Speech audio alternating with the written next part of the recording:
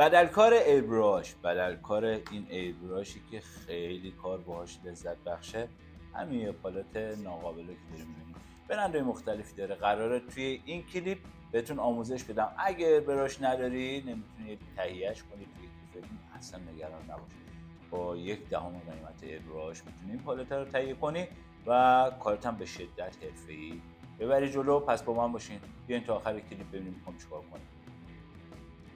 دوستان سلام، خیلی خوش برگشتین به آموزش‌های گریم حرفه‌ای. میخوام توی این کلیپ بهتون یاد بدم که به جای ایربراش ها چجوری از پالت الکلی استفاده کنین. همونجور که میدونین توی گریم های اسپشیال و اسفیکس مثل پروتز ها، انواع پروتز ها، چه با سیلیکون ها، چه بادی سیلیکون ها، دبل سیلیکون ها، لاتکس ها و همه اینا باید بتونی از ایربراش استفاده کنی.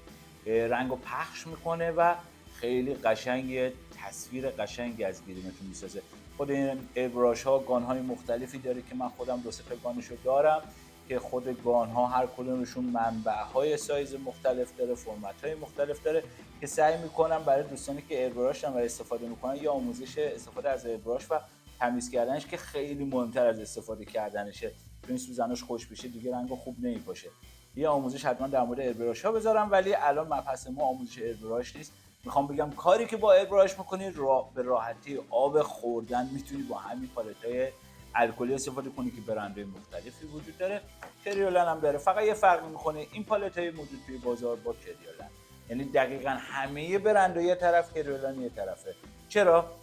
مثالش بخوام بزنم، خود من توی کاری بودیم توی بحرین، اولین باری بود که پالت الکلی زمانش طول میکشید برسه. من 3 تا کارم زمان داشتم، پالت کم داشتم و مجبور شدم برای اولین بار از پالت الکلی کریولن استفاده کنم. خب ما اینو خریدیم، فکر کنیم مثل بقیه پالت الکلیاست. آقا هر مدل الکلی که شما فکر کنید ما گرفتیم زدیم، خدایا این چرا کار نمیکنه. پالت خرابه، شروع کردم روشو تراشیدن، شاید یه لایه بعد ازش بعدم دیدیم باز کار نمیکنه. ای خدا مگه میشه الکل خالص 96% میذاریم؟ یعنی دیگه خالص‌تر از 95 اینجا گیر نمیاد. 96 از ایران آورده بودن، 98 از ایران آورده بودن. آقا گفت کار نمیکنم که نمیکنم. خدایا این پالت چرا مشکل داره؟ بعد دیگه نشستم شبونه کلی مطلب خوندم و متوجه شدم که پالت های الکلی کریولن یک اکتیویتور برای خودش داره، یه فعال کننده مخصوص خودشو داره. باید اونو اسپری کنی روی پالت ها تا شروع کنی کار کردن، یا از ایزو استفاده کنیم.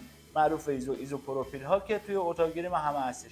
یا ایزوپروپیل پالت های کریولن رو فعال میکنه، یا خود اکتیویتورهای خود کریولن. و وقتی که زدیم دیدیم بله چقدر قشنگم رنگ داد و هستش. اتفاقا تو کیفم هنوزم ازش استفاده میکنیم. ولی من خودم اصولا این برندیه که خودم استفاده میکنم و خیلی هم لذت میبرم ازش. دقیقاً با همین شما میتونید همین کار ایربراش رو کنید. من خودم آخرین باری که اصلا ایربراشم روشن کردم یادم نمیاد، چون دست راست من شده این پالت ها. میخوایم با هم دیگه بریم جلو ببینیم چیکار کنیم. یه چند تا تکنیک کوچیکی داره، خیلی هم پیچیده نیست. من خودم مثلا برای استفاده از این پالت ها با مسواک کار میکنم. مسواک های تمیز میگیرم، ولی هر مسواک رو میزنم برای یه رنگ. یکی مشکیه، یکی قرمز، یکی رنگ پوسته و حالا بر اساس جاهایی که میخوایم استفاده کنیم از مسواک هامون استفاده میکنیم. با الکل همونجوری که گفتم 95% خالص، اگه توی ایرانی که 98 عالیه. گیرتون میاد اسپری میکنین روی رنگی که میخواین. فقط یه اتفاقی که میفته، اگه میخواین رنگتون خیلی فید شده باشه، یعنی مثلا میگم یه قرمزی، حاله قرمزی اینجا داشته باشه ولی دون حس نشه، یک حاله قرمزی، الکلتون باید خیلی زیاد باشه. رو قرمز که میخواین میزنید و رو ظرفتون هم میزنید. حالا من این چون کار شده خیلی حواستون باشه، رنگاتون رو عوض میکنه، شما حواستون باشه. قرمز رو میارم اینجا قشنگ با الکل قاطی میکنم، ولی قشنگ رقیقش میکنم چون قراره که یه حاله ما ببینیم. فقط ببینید دست منو.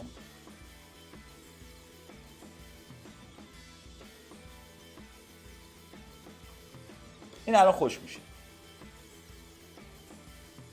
ببینین خوش شد، ولی نقطه نقطه نمیبینی شما، یه حاله رنگی میبینی شما توی این مرتبه. دقیقاً کاری که با ایربراش میتونید انجام بدید. این چه اتفاقی میفته؟ مثلا میخواین نمیدونم یه حساسیت به وجود بیارین روی پوست، اینو دیگه هرچی هم دست بکشی پاک نمیشه تا نشویی.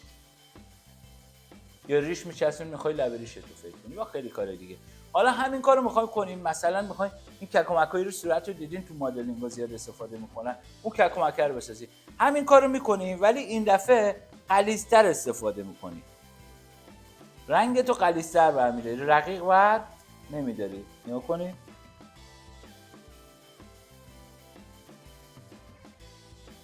با این تنظیم درجه غلظت و رقیق بودن شما میتونید هر کاری با این پالت الکلی کنید، همون کارهایی که میتونستی با ایربراش انجام بدی. چرا من این آموزش رو تولید کردم؟ چون خیلی از دوستان ازم سوال کردن تو آموزش قبلی من داشتم از این استفاده میکردم، میگفتن آقا چجوری میتونیم اینو کنترلش کنیم؟ با یه مسواک ساده و غلظتی که با الکل توش به وجود میاری راحت میتونی از همه رنگاش استفاده کنی.